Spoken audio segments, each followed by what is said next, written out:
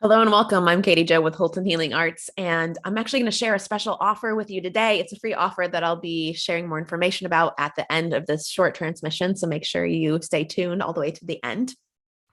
Today, I want to talk about jealousy and envy. And in particular, the difference between healing and suppressing. And how sometimes pacifying is has the opposite effect that we mean for it to have. So just sharing that, I was sitting with some envy over the last, month or so at least. And I started to notice it, and it was pretty subtle. It wasn't like an overwhelming thing, but I noticed it in my system. And and so kind of the first layer that I went through is then shaming myself for having it. So, that looked like, man, you actually love this person, so it's not even a thing. Or it looked like, wow, you should be beyond this. It also looked like my mind knowing one thing and still having a different feeling in my body. So my mind knows that there isn't really an actual reason to be envious, that I have my own unique gifts and power and my own unique relationship with the world. And so there was like an extra layer of shame around that, where it's like, okay, well, first of all, I feel shameful that I even have jealousy and envy. And then second of all, I feel shameful because I know that I really shouldn't feel this way. Like practically, when you rationally look at it, it doesn't make any sense, right? So what was happening, and I was getting into a spot where I was just trying to make it go away. I was just trying to not have it. That felt like pushing it down. That looked like trying to talk myself out of having those feelings. That looked like trying to hide it. Probably to some extent, it might have even looked like overcompensating, like trying to go the other way so that it would look to myself like I didn't have this thing, right? Um, and this is suppression. And we do this a lot, especially when we are doing inner child work. And there's a part of us, which, by the way, inner child work isn't just going once to discover your inner child and then it's over. Inner child work is constantly going back to different stages and periods in your life when you were younger and developing relationship with that part of you and working through whatever story that individual is stuck in. So I just want to name that. And as we deepen into this inner child work, the same kind of thing can happen where our little one is having a feeling. And what we try to do is go in there and calm them. So it's just like working with children that are alive and present with us, where there's a way that when they are freaking out or having an emotional reaction and we're uncomfortable with it, we try to calm them down. We try to like have them not feel what they're feeling. And so we do the same thing with our little ones within us too, trying to have them not feel what it is that they're feeling. And again, this is suppression. So this is where we get energy blockages. This is where we get to places where we end up with repeating patterns. And also when we suppress, what we essentially are doing is building, we're kind of building a time bomb. And the more we try to just like make it go away and not look directly at it, the more likely you're going to have some sort of explosion or outburst, probably in an indirect way, and likely not even related to the actual thing that you are having your attention on. Right. So I noticed that I was having this suppression of my feelings. And what I have learned and continue to learn over and over again is that avoiding them doesn't really help. And trying to talk myself out of having them doesn't really help either. So the best thing to do is actually just go in and acknowledge and admit that I have this thing, that I have this feeling. So step one with the envy was to do that with myself first. right? And just give myself some time to acknowledge that I even have this and let it be okay. Let it be okay. I'm freaking human. It's okay, right? And also what I'm noticing is, I had this frame around jealousy and envy, like it's a really bad, shameful thing to have.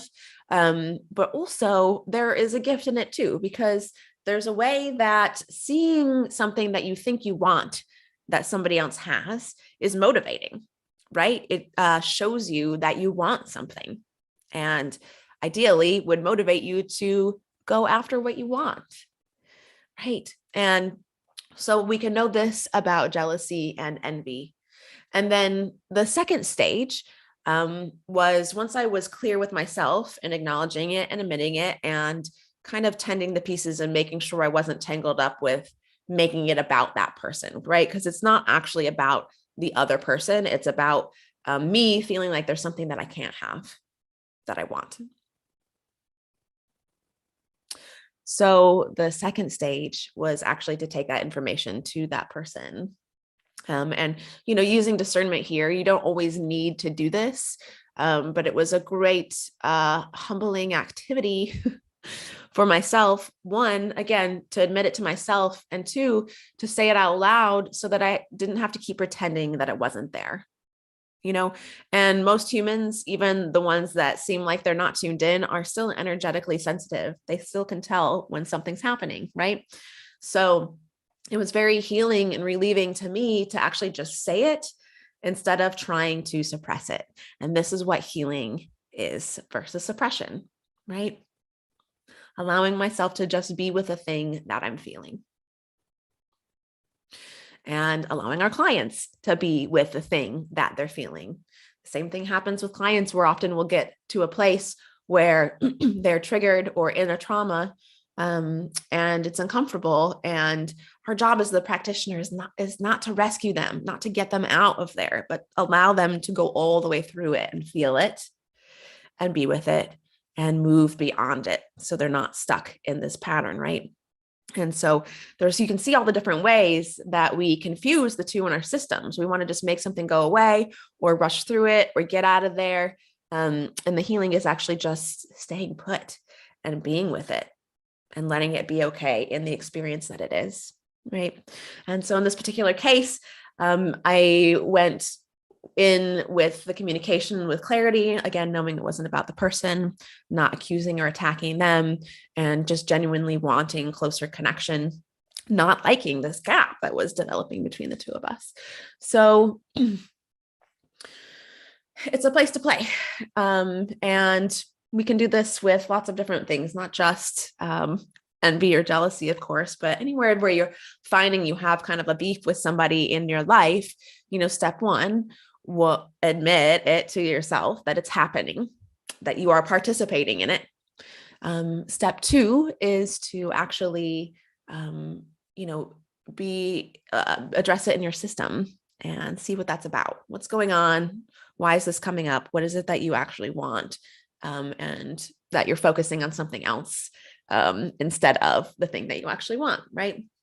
And then if it feels appropriate to then take it to the person, this can be a really healing conversation. Again, oftentimes the other people are feeling it too, and they also want out of it.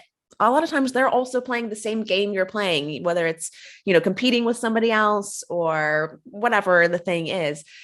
You're both participating in the game and you probably both want out. And so actually just being the one to name it is the way to exit that pattern and bring healing to yourself and to your relationships. So I have a special offer for you today. I am giving away my Creating Authentic Ceremonies workshop.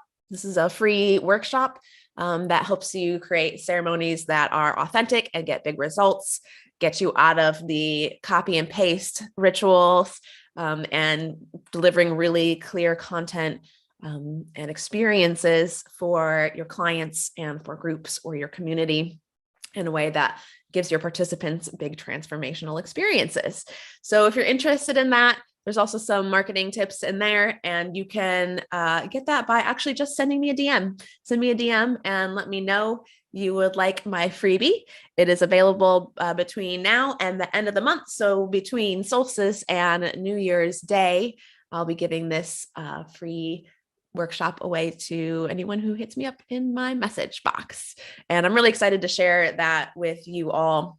We ran that event live a couple months ago, and it was a lot of fun and really helpful and successful. So if you're ready to kind of beef up your game with your ceremony work and bring your healing work forward, or you're actually just interested in facilitating some work for your family or community through the holidays, this is a great time to take a peek and dive deeper into your power and your healing gifts. Thanks for joining me today.